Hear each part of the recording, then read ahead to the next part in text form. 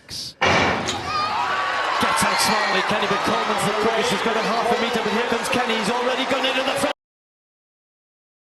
The air was icy, the track frigid, and yet, what unfolded in the men's 100 meters defied every expectation. As temperatures dipped and spectators bundled up in jackets, the athletes didn't just warm up, they lit the track on fire. All eyes were on Philadelphia, where the weather said stay slow, but KennyBednarek and company had a different script. You could feel the tension. Bednarek, known more for his 200-meter prowess, stepped into this race with something to prove.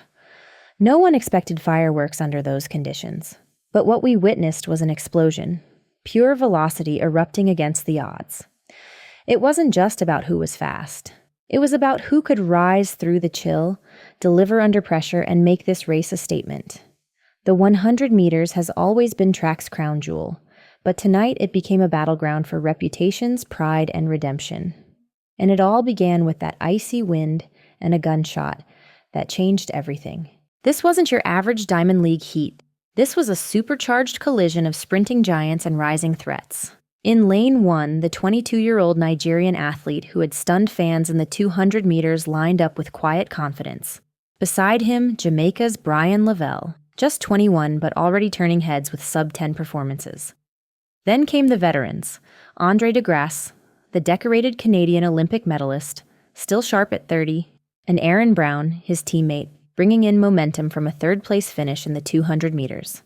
ZharnelHughes, the Brit who once owned the European sprints, and Christian Coleman, the man once crowned the world's fastest, now desperately searching for redemption after a string of quiet finishes. It was a field packed with speed, legacy, and rivalry. And in the middle of this storm stood KennyBednarek, unexpected, unpredictable, and unafraid. Every lane held a story, a motive, a hunger, and when the blocks snapped, those stories collided in a race no one would forget. And away he's gone. Again, KennyBednarek is a boss. 987. Wow. Christian Coleman entered this race with the weight of a reputation in freefall. Once a world champion, he hadn't won a 100-meter final since the Prefontaine Classic, a full year ago. That wasn't just a stat. It was a crisis. For someone of Coleman's caliber, the silence was deafening. The track world was watching. Would this be the moment he came back, or just another chapter in a slow decline? And right next to him, ZharnelHughes was running for something more than medals. He was racing against doubt.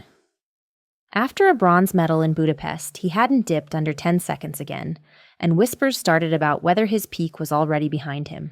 This was his shot to remind everyone he still belonged at the top. The psychological stakes were sky high. It wasn't just about running fast.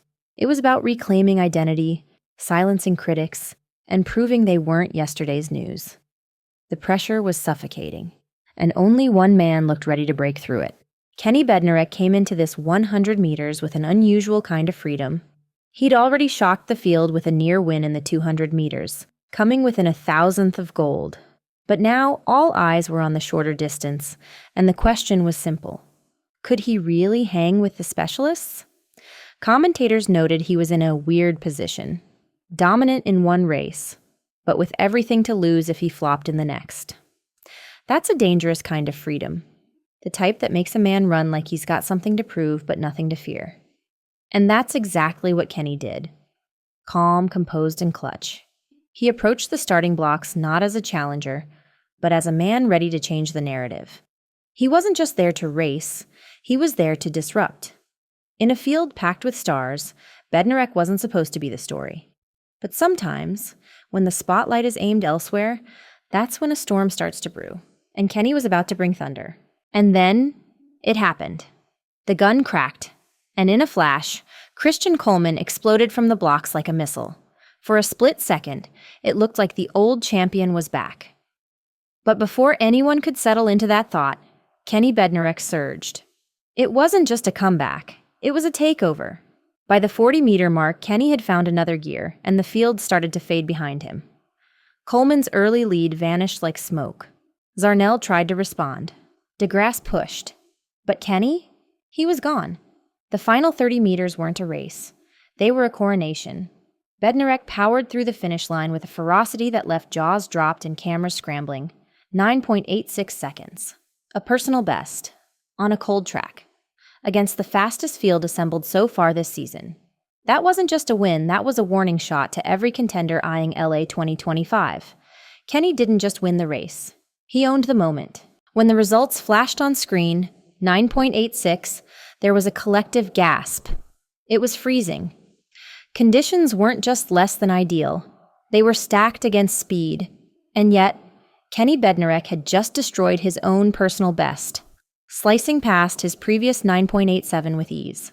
The commentators couldn't contain themselves, stunned at how fast the race had been in such conditions. Athletes were still panting, fans still buzzing, but the message was already spreading. Kenny is real. This wasn't a fluke. This wasn't a lucky run. It was domination on demand. While others struggled to find rhythm, Kenny looked like he'd been waiting all season for this breakout. On a day when most expected conservative performances, Bednarek set the track ablaze. Every sprinter left that stadium with one thought burning in their minds. If Kenny can do this in the cold, what's he going to do in the heat of LA? The contrast couldn't be louder. KennyBednarek bursting with energy post-race, bouncing, smiling, owning his 9.86. While Christian Coleman remained silent, almost ghost-like in the aftermath. For Coleman, this was supposed to be a redemption arc. Instead, it became a mirror, reflecting how far he's fallen from the throne. Meanwhile, Kenny's rise isn't just impressive. It's becoming inevitable. Analysts started drawing comparisons. Is Bednarek the man to finally crack the 9.7s again? His form says yes. His mentality says yes. His momentum? Undeniable. He's beaten world medalists, surged ahead in the worst weather, and now sits right in the conversation with Lyles, Tebogo, and Omanyala. The shift is happening. KennyBednarek is no longer the underdog. He's the man with a target on his back, and he's running like it doesn't faze him one bit. Crush mode isn't just a catchphrase, it's a warning. So what does this all mean as we inch closer to the 2025 Olympics in Los Angeles? A lot more than just a fast time. This was a statement, loud, cold, and unforgettable. KennyBednarek just proved he can torch the best even in freezing conditions. He's not just a 200-meter guy anymore. He's officially a threat in the 100. With Noah Lyles eyeing triple gold, Omanyala roaring out of Africa, and Tebogo emerging as the next sprint prodigy, the race for dominance has never been tighter. But Kenny? He just added a serious twist to that storyline. The LA Showdown is no longer about the usual suspects. It's about the guy who keeps breaking expectations every time he steps on the track. As the countdown to the Olympics begins, one thing is crystal clear. KennyBednarek isn't just showing up, he's coming for everything, and the world better be ready.